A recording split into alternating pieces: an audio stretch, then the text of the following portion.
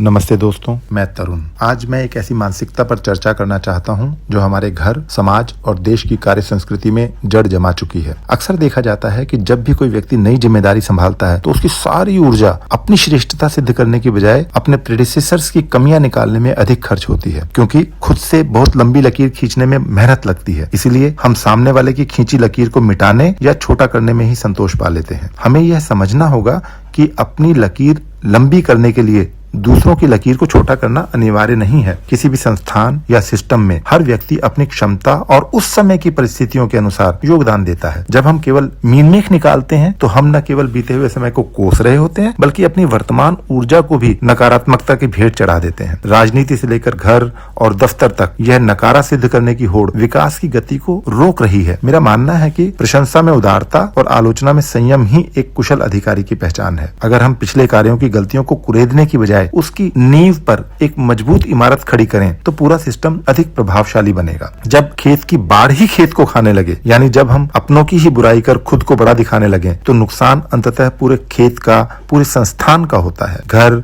सरकारी या निजी तंत्र और देश एक बहती नदी की तरह है। पिछले ने जहां छोड़ा वहां से आगे बढ़ना ही प्रगति है। पीछे मुड़कर कीचड़ उछालना सिर्फ भटकाव है। आइए हम गलतियां ढूंढने वाले आलोचक नहीं, बल्कि समाधान देने वाले निर्माता बने। धन्यवाद। जय हिंद।